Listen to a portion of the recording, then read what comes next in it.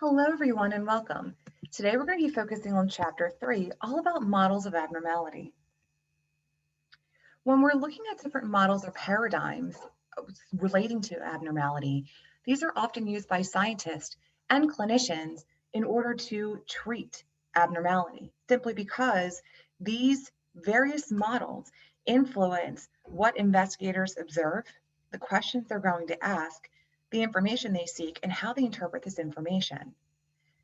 When we think about abnormality, again, we are looking for these events and basic assumptions. It also helps clinicians to guide treatment and techniques, as well as principles to support those who have abnormal behaviors, thoughts, and emotions.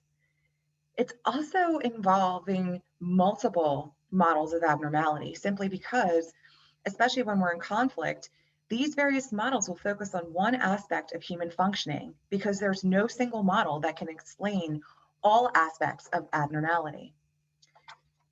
So the first model that we're going to look at is the biological model. And when we think about the biological model, it has a basis and in biology as well as a medical perspective because it's looking at illness and it's often going to be related to some type of malfunctioning within an organism. When we're thinking about the organism and the biological model, it's also important for us to remember that a full understanding of thoughts, emotions, and behaviors must include an understanding of their biological basis. And we're often going to see that it's going to point to problems either in brain anatomy or brain chemistry. It's also important for us to think too about when we think about biology that we relate it back to the human brain because it's obvious that mental disorders could be affected by genes that, through the proteins they direct, can influence the development and functioning of every aspect of the physiology and chemistry of an organism, including the brain and the nervous system. So, as we are exploring this biological model, I want us to keep in mind about the impact that the brain, genes, chromosomes, and proteins can have on and explaining abnormal behaviors, thoughts, and emotions. So, how do biological theorists explain abnormal behavior? Well, let's look at this for a second. When we think about the human brain, it's a complex organ that weighs about 3 pounds and it's composed of about 86 billion nerve cells and 86 billion non nerve cells.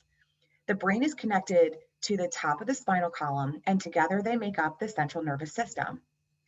In an evolutionary sense, the older part of the human brain, called the hindbrain, are deeper inside the brain, and they control basic physical functioning such as heartbeat, respiration, blood pressure, and balance.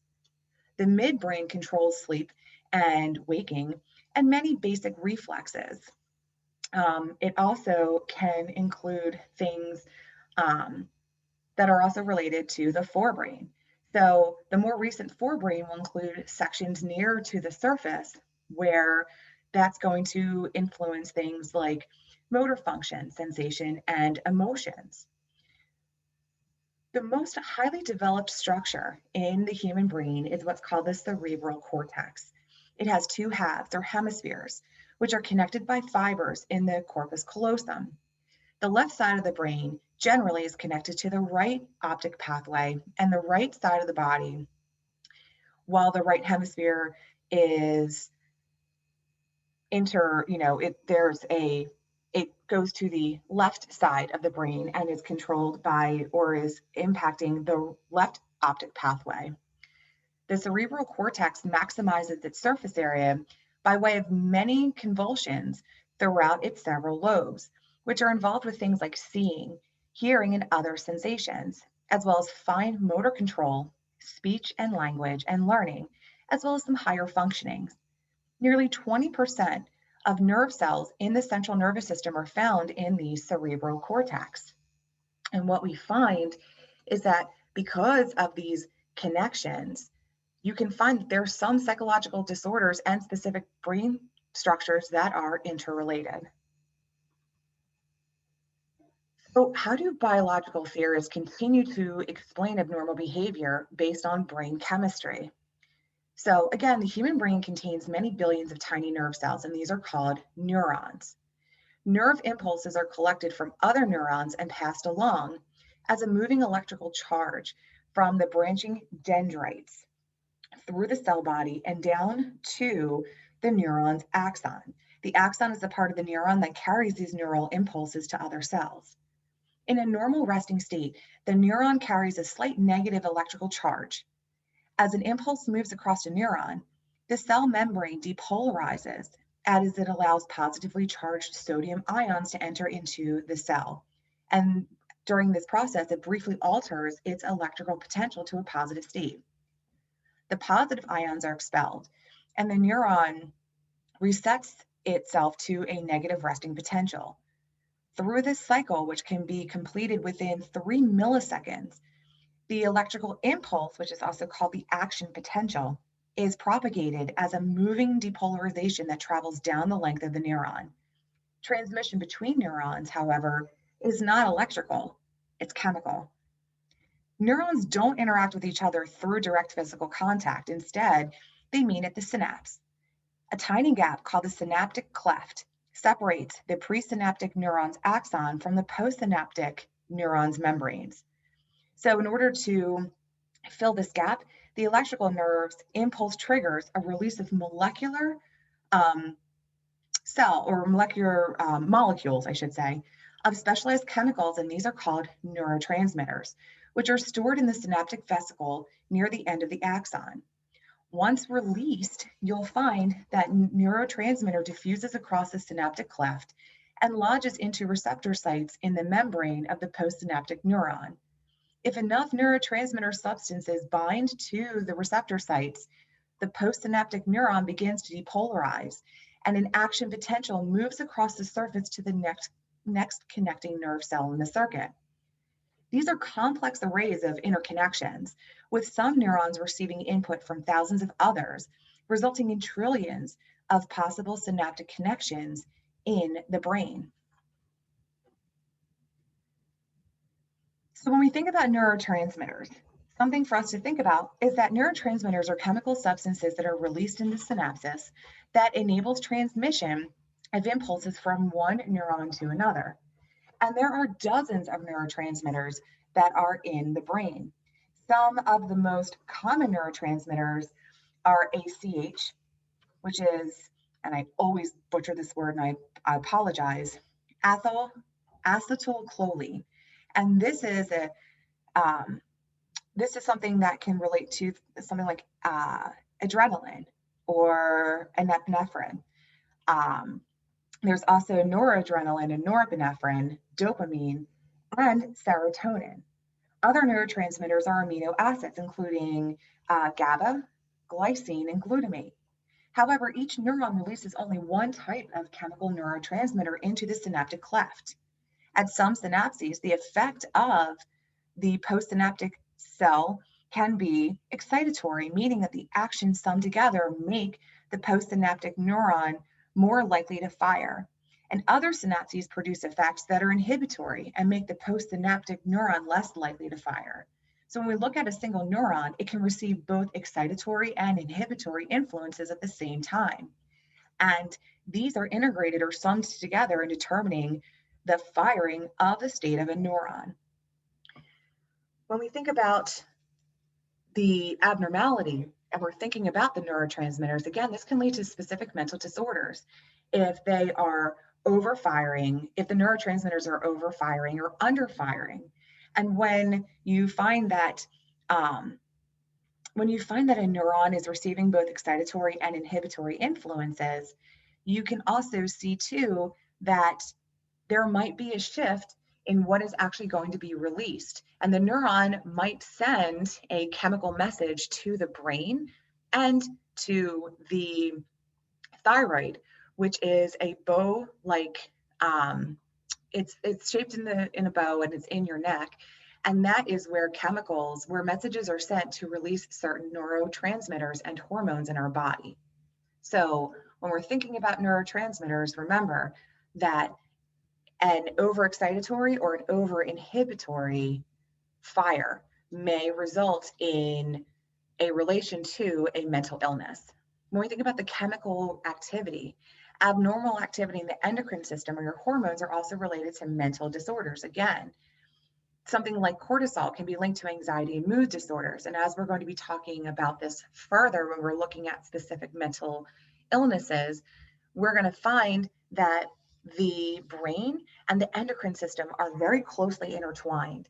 And that as we are looking at how we can treat people, again, looking at the various models, we'll find that in many cases, there may be a biological component that goes with it.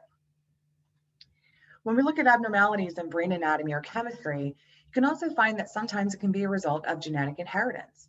Genes, proteins, chromosomes, and the like can influence certain mental disorders.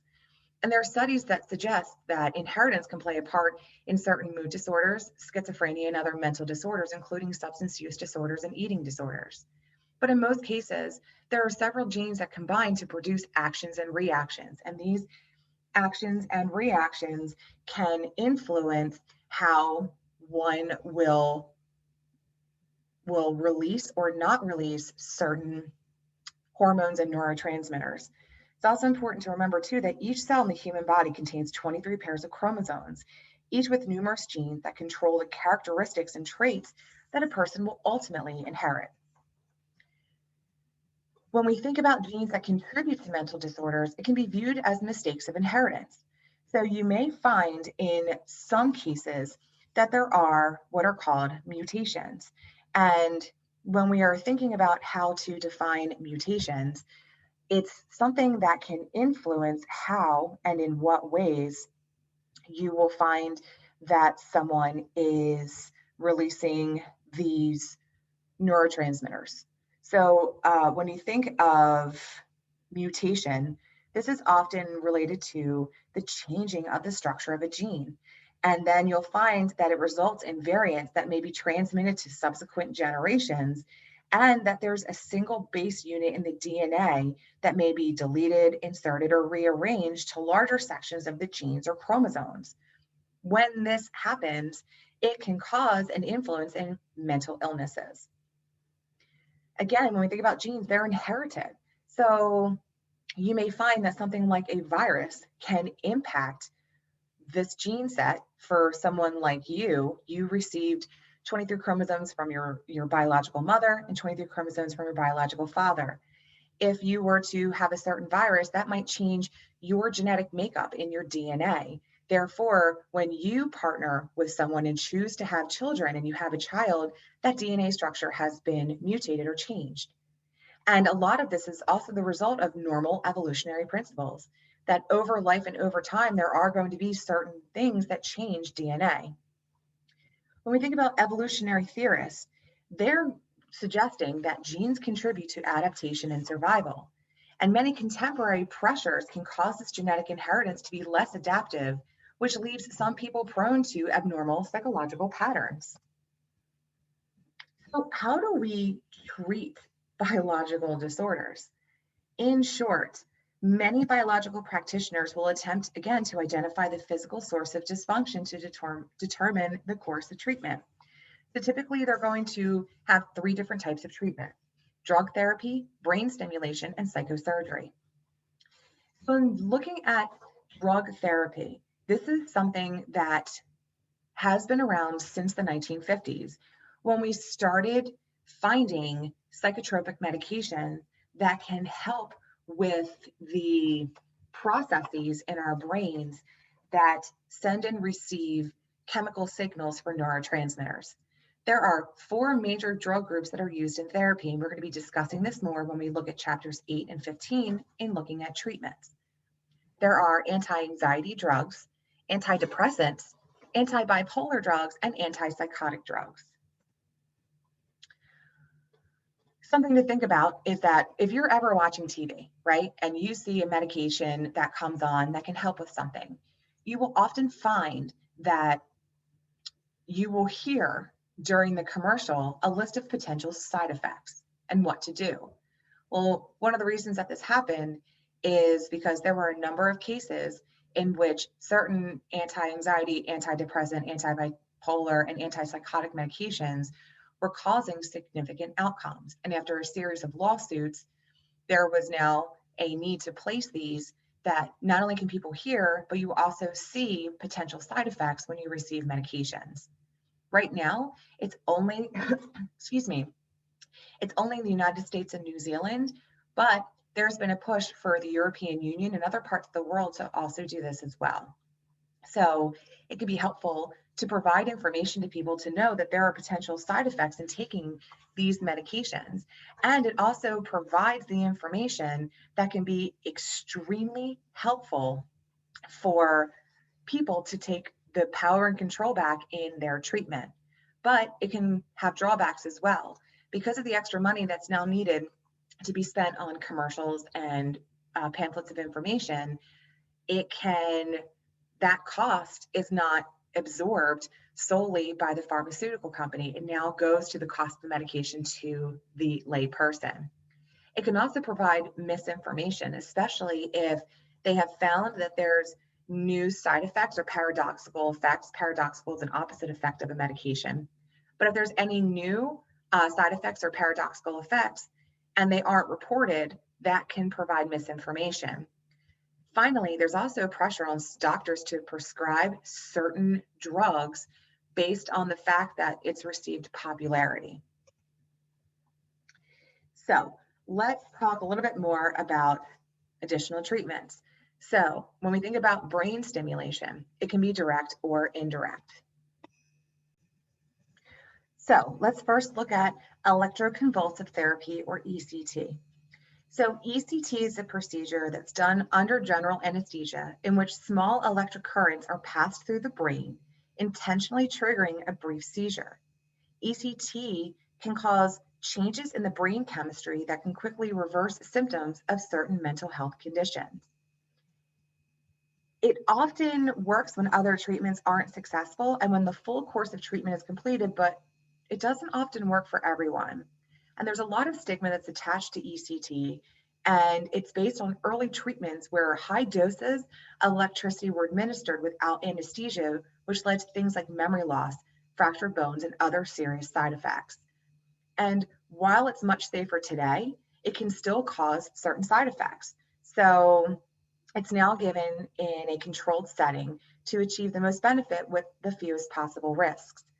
To my knowledge, I don't know of very many treatment centers that actually use this a lot today, except for a treatment center that's based in the greater Philadelphia area called Belmont. When we are looking at transcranial magnetic stimulation, or TMS, this is a non-invasive procedure that uses magnetic fields to stimulate nerve cells in the brain to improve symptoms directly related to depression. And it's often used when other depression treatments haven't been effective. So during a TMS session, there's an electromagnetic coil that's placed against the scalp near the forehead. The electromagnet painlessly will deliver this magnetic pulse that stimulates nerve cells in the region of your brain involved in mood control and depression. It's thought to activate regions of the brain that have decreased activity in depression. And there are different ways to perform this procedure, and the techniques may change as experts learn more about the more effective ways, but that's how it's used currently. And for TMS and in its relation to depression, while depression is often treatable, for some people, the standard treatments aren't effective. So repetitive TMS is usually used when standard treatments such as medications and talk therapy don't work. So there are some common side effects which will include headaches, scalp discomfort at the site of stimulation, tingling, spasms or twitching of facial muscles, and lightheadedness. When we look at vagus nerve stimulation, or VNS, this involves the use of a device to stimulate the vagus nerve with electrical impulses. In many ways with VNS, there is an implantable version and a non-surgical version. But when we think about our vagus nerves, there is one vagus nerve on each side of your body running from your brainstem through your neck to your chest and your abdomen. So, in conventional vagus nerve stimulation, there's a device that's surgically implanted under the skin of your chest with a wire that's threaded under your skin connecting to the device as well as the left vagus nerve. When activated, the device sends electrical signals along the left vagus nerve to your brainstem, which then will send signals to various parts of the brain.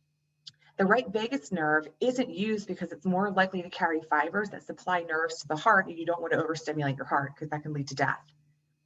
The newer non-invasive vagus nerve stimulation devices, which don't require surgery, they have been approved in Europe, and it was recently approved by the FDA in the United States. But it is a device that will stimulate the vagus nerve and is attached externally. Then we look at deep brain stimulation. And in deep brain stimulation, this involves implanting electrodes with certain areas of the brain, depending on what the mental illness is. And these electrodes will produce electrical impulses that regulate abnormal impulses. So the electrical impulses will affect certain cells and neurons and chemicals within the brain. The amount of stimulation in deep brain stimulation is controlled by a device that looks like a pacemaker, and it's placed under the skin in the upper chest. There's also a wire that travels under your skin and connects the electrodes to your brain. And it's approved to treat things like epilepsy, tremors, OCD, and Parkinson's, as well as things like substance use disorders, major depression, and Tourette syndrome. There's also psychosurgery, and psychosurgery are procedures that attempt to treat abnormal behaviors by surgical intervention on the brain. And when we think about this, something for us to think about is that it can remove a part of the brain, or it can remove an entire lobe of the brain. Psychosurgery or neurosurgery is not really used as much as other treatment methods because of the advancements in science, medicine, and technology in treating mental illness. So when we look at the biological model, there are certain strengths and weaknesses. So some of the strengths are that there's considerable respect in the field because of the use of the scientific method. And there's constant production of new information because there's new studies being completed all the time. And the treatments can bring significant relief to those who are impacted by certain mental illnesses. But there's also those weaknesses because there's a limited understanding of abnormal functioning by not looking at non-biological factors. And it can also produce significant undesirable or side effects that often diminish the relief that someone experiences. So let's look at the psychodynamic model. So as we're looking at the psychodynamic model, we are thinking of Sigmund Freud.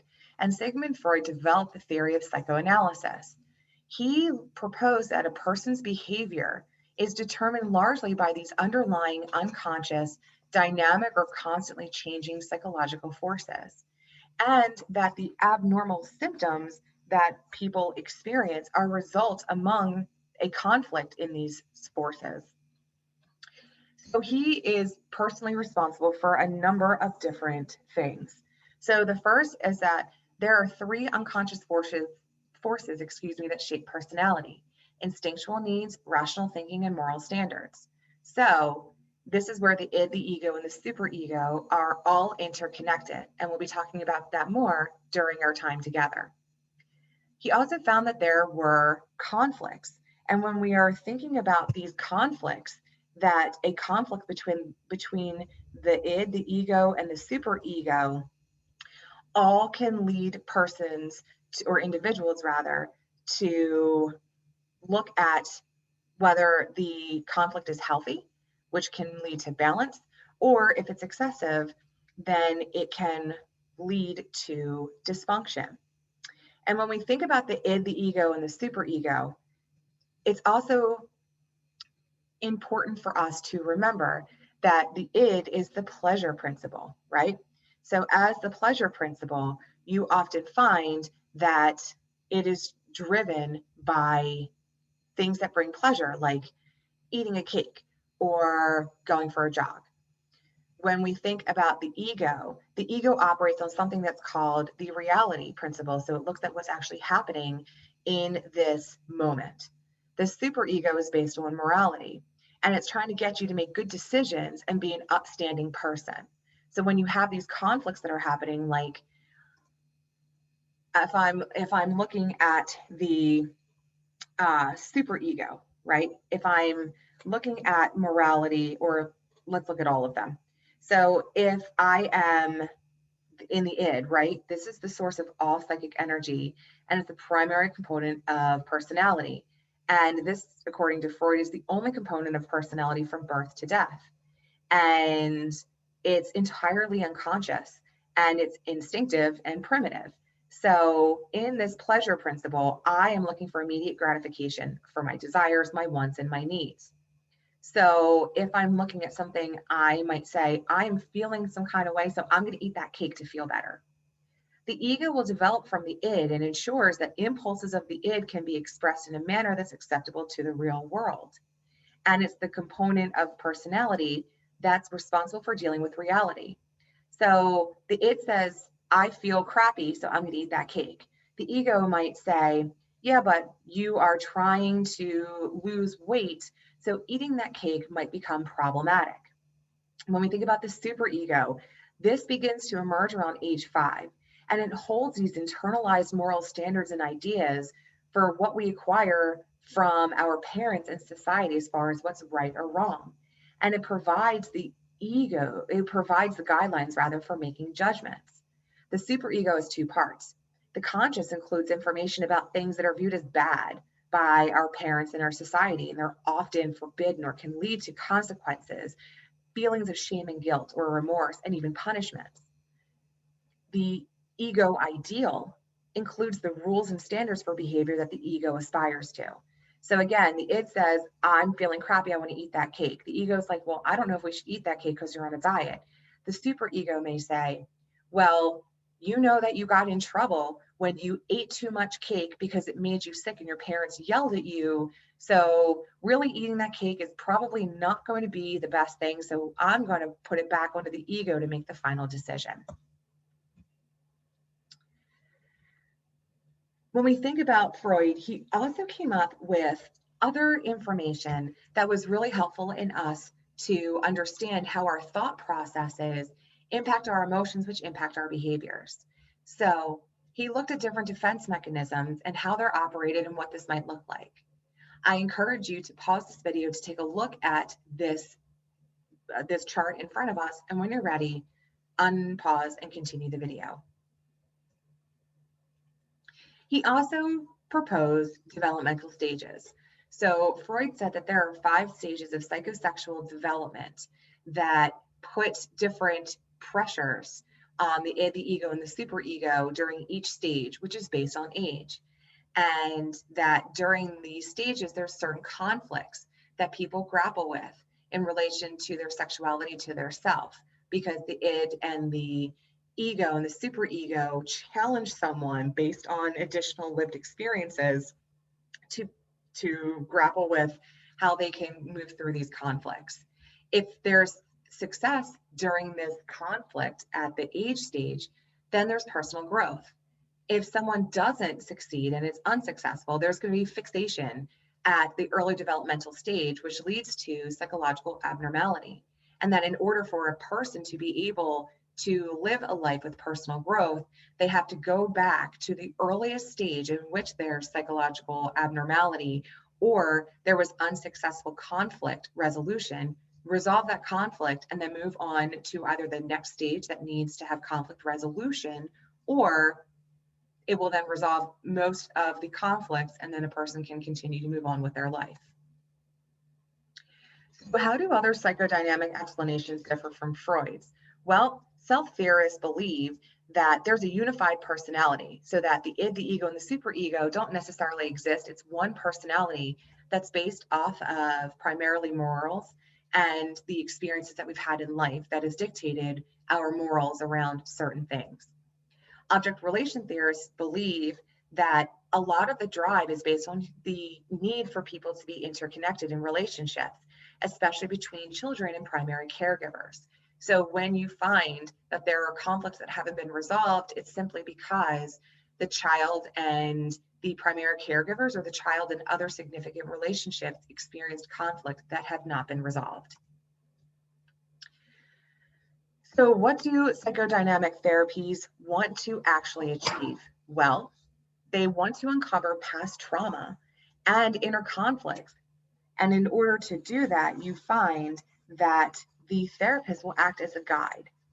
So the therapist often acts in free association, meaning that they are not interconnected, but that it is okay for the client to associate different people or events, like traumatic events, onto the therapist in order to work through these things. There's also therapist interpretation. And typically, the therapist will interpret resistance or transference or even dream interpretations in order to help the client to start resolving their past trauma and these inner conflicts. There's also this notion of catharsis. And when we are thinking about catharsis, we are thinking of the process of releasing.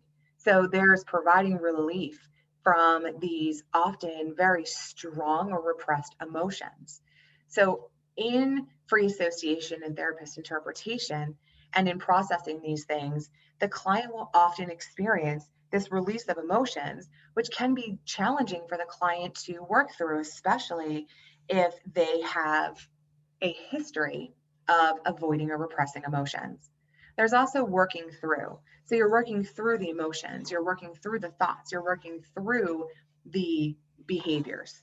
And in doing this, there's a lot of challenges that can be placed. And there's also the subconscious desire or unconscious desire to go back to what has worked previously, which may not work anymore. So while you're working through this trauma and these inner conflicts, there's also a lot of information provided and practice around caring for oneself. So some of the more current trends that you'll find are short-term psychodynamic therapies and relational psychoanalytic therapy, which we're going to talk more about in chapters 8 and 15. So with any model, there's strengths and weaknesses. So the strengths are that it helps to recognize the importance of psychological theories and different systematic treatments for abnormality. Using the psychodynamic model, it looked at abnormal functioning in the same process as normal functioning. So there was the ability to transition from this abnormal functioning to normal functioning, and it helped to normalize and validate these experiences as well, these previous experiences as well as the new experiences. But some of the weaknesses is that a lot of the ideas are not supported by science and they're more difficult to research. In many ways, it's based on case studies. And as we know with case studies, that there's a very low level of validity as well as generalizability. So case studies can be more difficult. And when you're looking at the psychodynamic model and the lack of empirical research in larger studies, you find that it lacks validity, reliability, and generalizability. There's also non-observable concepts. So when we talk about the ego and the superego, you can't quantify them. It's based on narrative, which is qualitative, and that's fine. But it's hard to get the quantitative aspect related to it because the ego and the superego are not able to be observed. And finally, there's inaccessibility to human subjects because a lot of what is discussed is unconscious. Therefore, it's based on one's interpretation, which again leads to these non-observable concepts. So now let's look at the cognitive behavioral model. When we're looking at the cognitive behavioral model, we are using certain behavioral dimensions as well as certain cognitive dimensions. And it focuses on maladaptive behaviors as well as maladaptive thoughts in order to help understand and treat psychological abnormality. And there's a number of key principles between the behavioral and the cognitive perspectives that overlap, which show why they're used together so often, and that the cognitive behavioral model is one of the more widely used models in helping to understand abnormality. Let's first look at the behavioral dimension. So in the behavioral dimension, we are looking at modeling. So in using, or using conditioning. And when you are thinking about conditioning, you are essentially looking at how you can shift processes. So in classical conditioning, this is a learning process that occurs when two stimuli are repeatedly paired. A response, which is first elicited by the second stimulus, that is eventually elicited by the first stimulus alone. So you replace behaviors by changing a response. And by when you change a response, the stimuli will also shift. Modeling is where you are replicating behavior by showing it and repeatedly showing it. Operant conditioning are where humans learn to behave in a certain way as a result of receiving rewards or punishments whenever they occur. Therapists are often looked at as teachers as well as helpers because they help to replace the problematic behaviors with more acceptable and appropriate behaviors. So, what we see here are cognitive behavioral model examples. So, modeling may account for some form of abnormal behavior. There was a well known study by Bandura and his colleagues in 1963 that demonstrated that children learn to abuse a doll by observing an adult hit the doll. Children who had not been exposed to the adult model did not mistreat the doll. There's also the cognitive dimension, and this is looking at maladaptive thinking processes. So they're looking at certain assumptions and attitudes or illogical thinking patterns that might be inaccurate or causing these maladaptive behaviors. Because when we look at the cognitive processes, this is the center of behaviors, thoughts, and emotions. Therapists will often help clients to recognize, challenge, and then shift this problematic thinking. And it often argues that clinicians have to ask questions about these assumptions, attitudes, and thoughts in order to have these problematic thinking patterns shift. When we look at the cognitive behavioral interplay, this is where behavioral and cognitive components are intertwined. And you're going to find this in a lot of contemporary theories and therapies. So, an example is using the cognitive behavioral model with social anxiety disorder. So, anxiety levels will increase when clients enter different social situations. You'll find that the client, because they're experiencing anxiety in these social situations, they may want to avoid those social situations. And you might find that these safety behaviors will appear. Well, the safety behaviors can be helpful and you can celebrate that, but the avoidance can become problematic. So, an example of a cognitive behavioral model that can be used or therapy is called exposure therapy. And this is where you work with your client to expose them to certain social situations.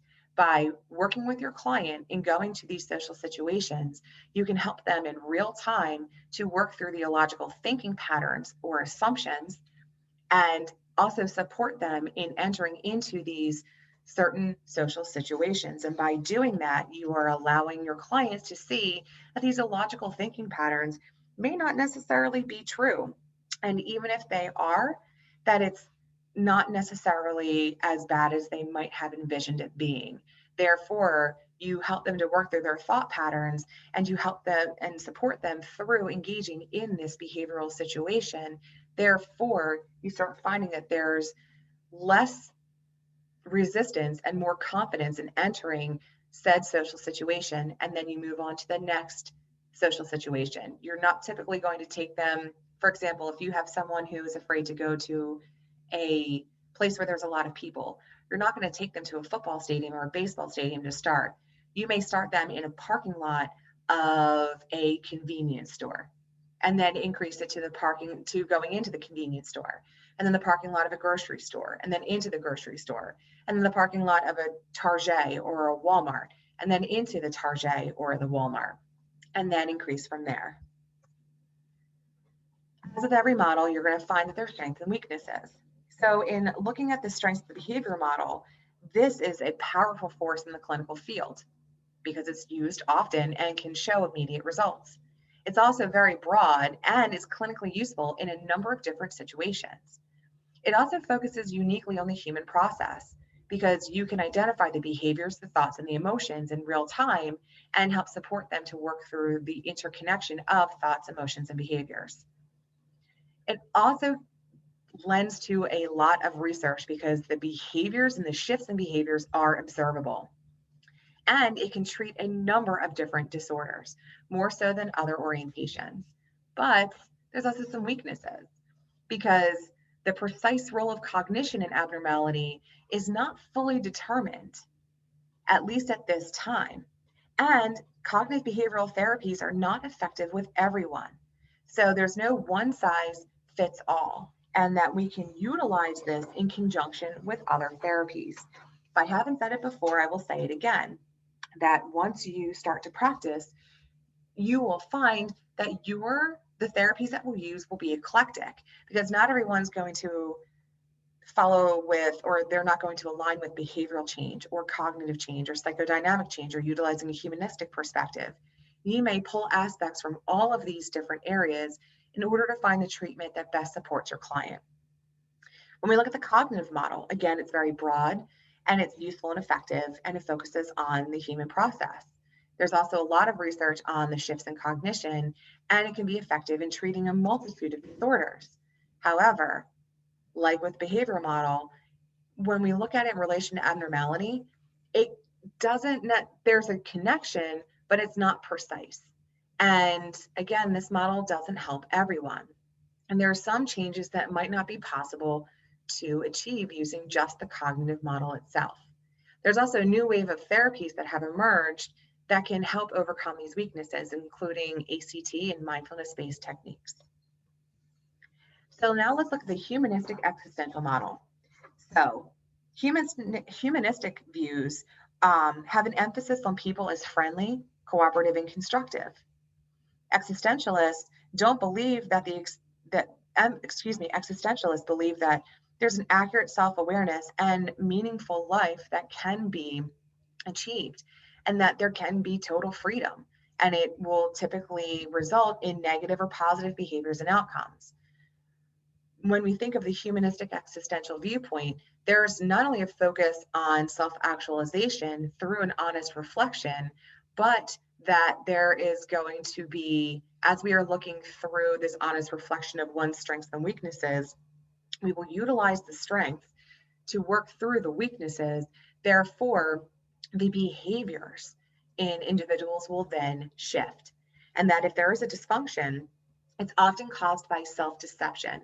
So you will go back to that humanistic view to look at your strengths and weaknesses to make sure that you are fully engaged in analyzing and honestly assessing your strengths and weaknesses and how you can use your strengths as a way to overcome the weaknesses. Something we need to think about, though, too, is that existential therapists don't believe that the experimental method can adequately test the effectiveness of their treatments. So there's very little controlled research that has been conducted on the existentialist view.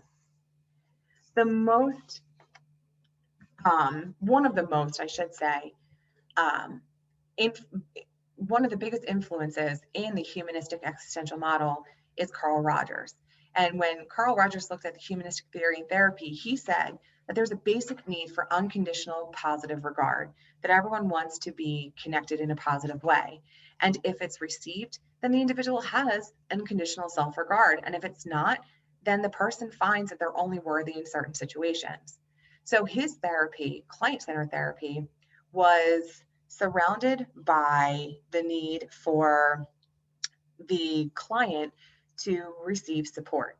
So the therapist would then model unconditional positive regard, caring for them, under all circumstances, and that there was accurate empathy, that they're not blowing smoke up someone's butt, but that they're being genuine in how they are connecting with their client, and that the therapist was also being genuine. And by modeling genuineness, by showing genuine care or genuine concern, that can help to increase unconditional positive regard in our clients. Even though there's little research on client-centered therapy, it still has a positive impact in clinical practice. We also have Gestalt. When we look at Gestalt, this helps guide clients towards self-recognition through different challenges and often through experiencing frustration. So what Gestalt theorists and therapists do is they help our clients to engage in a situation that can cause frustration, and in real time role play, the therapist and the client role play with how they can experience the situation differently, take that frustration, identify what's causing or what's underlying the frustration, and then come up with ways to not only deal with the frustration, but also to deal with that in similar situations so that they can move forward without experiencing as much frustration. A lot of the rules that are around Gestalt mean that you have to be present centered or in the here and now, and that you use I statements, not you're causing me to be frustrated, but saying I'm experiencing frustration because. Like with the humanistic, or like with Rogers's client-centered therapy, there's little research support, but the subjective experiences and self-awareness, even though it happens, it's hard to be objectively measured because it's based on someone's narrative. There's also spiritual views and interventions. So when we think about this, again, we want our clients to be the best versions of themselves. There's been a lot of alienation between the clinical and religious fields or spiritual realms. And that seems to be shifting as we are embracing different views like Christian therapy, mindfulness, meditation, yoga, Tai Chi, and Qigong. And there are researchers that suggest that spirituality can actually be connected with psychological health. That when people follow or when people ascribe to religious or spiritual principles, that can actually improve psychological health. Many clinicians will now encourage the use of some type of spiritual or religious resource to cope with stressors. For example, utilizing mindfulness techniques or incorporating meditation or instructing clients as part of their homework to do yoga or some type of daily practice of self-care. When we are continuing to look at these existential theories, we just looked at the humanistic theories, now let's look at the existential theories. When we are thinking of this, they're looking at psychological abnormality in two ways. One, it's when clients are engaging in self-deception to hide from their responsibilities, so they lack accountability and responsibility. And two, that they become overwhelmed by what's happening around them. So avoidance becomes habitual. So existential theorists and therapists believe that there's a lack of accountability and responsibility, as well as avoidance and a lack of follow through. These two things become habitual patterns in one's life. So clients are then encouraged to accept responsibility and to take accountability for their lives and their problems. And the modeling between the therapist and the client and the therapeutic rapport will help with learning and growth through learning techniques like classical conditioning, modeling, or operant conditioning, in the sense that they will become more engrossed in working through the avoidance or the quitting behavior so that they don't become habitual and are then replaced with other behaviors because they are now accepting and taking more responsibility of their lives and their concerns. So there are strengths and limitations with the humanistic existential model, as with every model. So some of the strengths of this model include that it taps into domains that might not be covered in other models. And it truly emphasizes the good in a person because it's very optimistic in its viewpoint.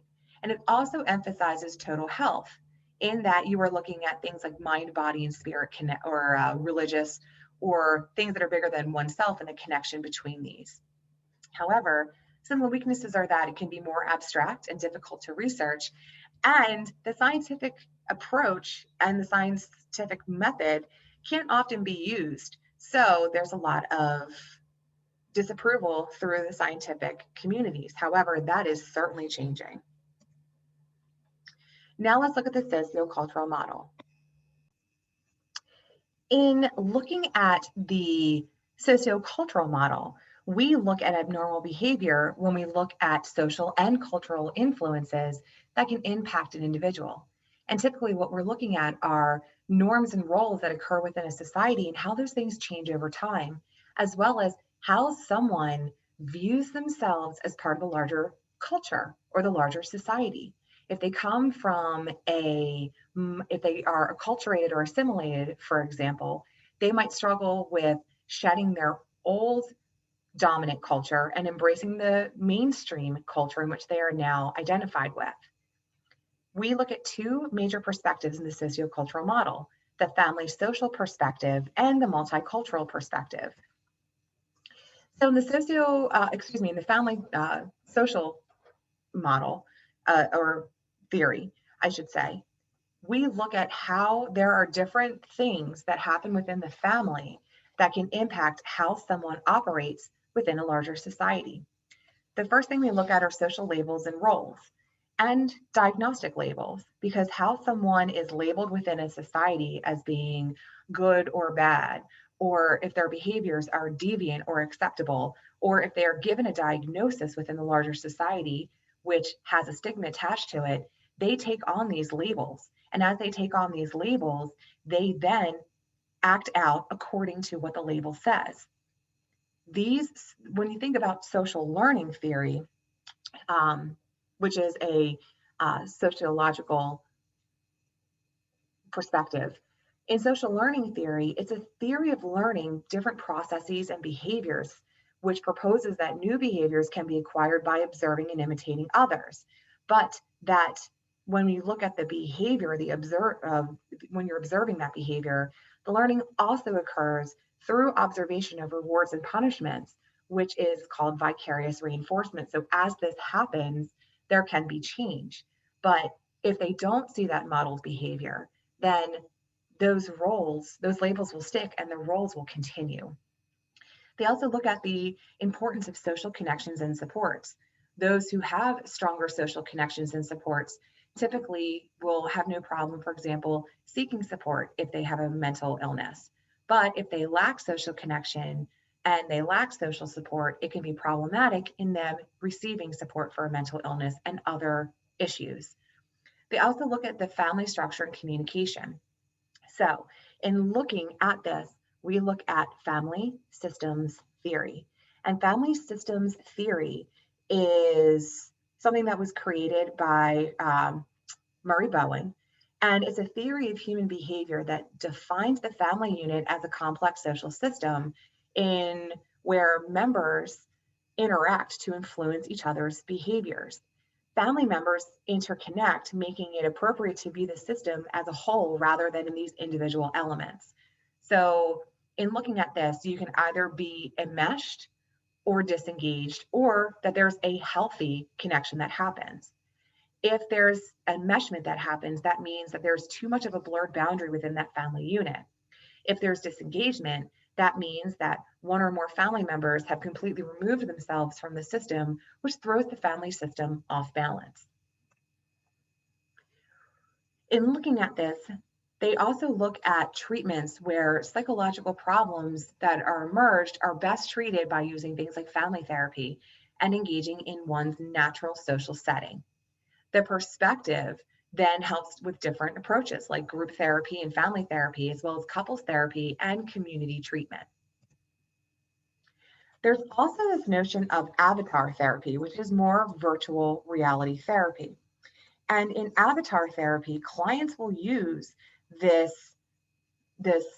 avatar or something that they create of themselves to represent who they are and how they interact in social situations using virtual reality. And it's a relatively new form of cyber therapy.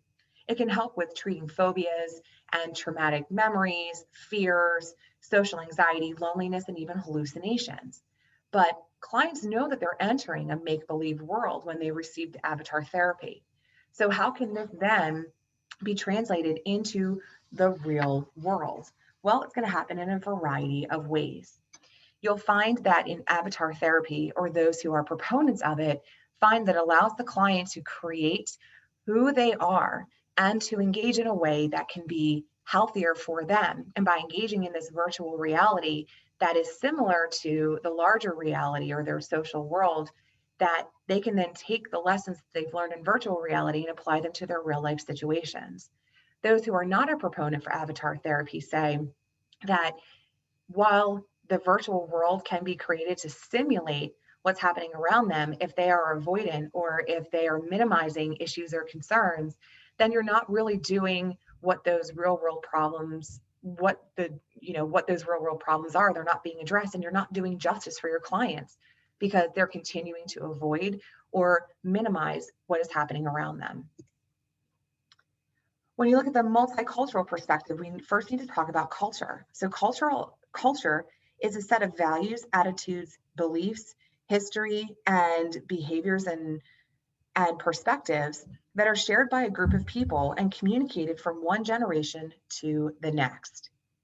And unfortunately, you'll find in some cultures that there's prejudice and discrimination, which may impact the way in which someone acts or reacts or behaves in the larger world. Multicultural psychologists, they want to understand how things like culture, race, ethnicity, gender, and differing abilities, as well as similar factors, affect behaviors and thoughts, as well as how people of different cultures, races, genders, differing abilities, gender, etc., how they all differ psychologically. So, how do we actually understand and treat this? Well, it's important that we first understand that when we look at cultural issues, that there needs to be greater sensitivity. Simply because once we have greater sensitivity, we can then look at the differences from a broader lens. In addition, it's also important that we acquire knowledge not only through narratives or stories that are shared with us and not just through reading books, but also through immersing ourselves into different cultures and letting our clients lead us in helping to understand how the world around them has been impacted or what their experiences are like, never to devalue their lived experiences, but rather to learn from them. It's also important that we look at the inclusion of more cultural models and even cultural morals, because certain cultures will view things differently. It's important to gather that information from our client as well as to gather external information as much as possible. There's also culture sensitive therapies and gender sensitive therapies that are in the process of being implemented and created so that we can be more inclusive to those who have different lived experiences or those who have experienced things like prejudice, segregation, and discrimination. Because the abnormal functioning may not necessarily be a model that's related to biology, for example, but rather through how one's perception of their lived experience within a larger society has impacted them. And those experiences, based on things like prejudice, segregation, discrimination, can lead to not living their best life. And as with all models, there are strengths and weaknesses. So some of the strengths are that it can add clinical understanding and treatment to how we view abnormal behaviors and thoughts and emotions. There's also increased awareness of different clinical and social roles that we might not previously have addressed. And it can be very successful in helping the clients live their best life when other treatments might not have worked. But unfortunately, right now, the research is still difficult to interpret. And the models are unable to predict abnormality in specific individuals or specific groups of individuals if you base it solely on a sociocultural perspective. So it's really important that you use all of these models or a combination of these models in order to support your clients. I encourage you to pause this video to take a look at how we can compare the models, and when you're done, continue with the video. So how do you integrate all of these models? Well, it's really important that you include these multiple perspectives at a time because the issues that our clients face are not unidimensional. So they're not just a cluster of symptoms of depression. Those symptoms of depression impact the 10 dimensions of wellness, and those 10 dimensions fall under these different perspectives. So it's really important to use an integrative framework to understand how the variables and principles from these different models may, as a collective, help with adaptive and maladaptive functioning in our clients. It can also help us to better understand what is leading to this ability to function or lack thereof in their best life. We also want to be more inclusive and equal, and we want to make sure that we are embracing the total person, not just an aspect of the person's being.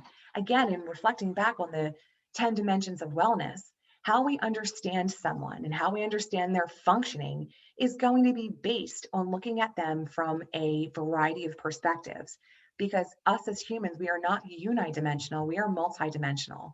And when we look at someone based on a symptom of their mental illness, we are disregarding so many other factors about themselves, including their strengths and including other areas that they are able to be successful in, as well as other areas that might need support.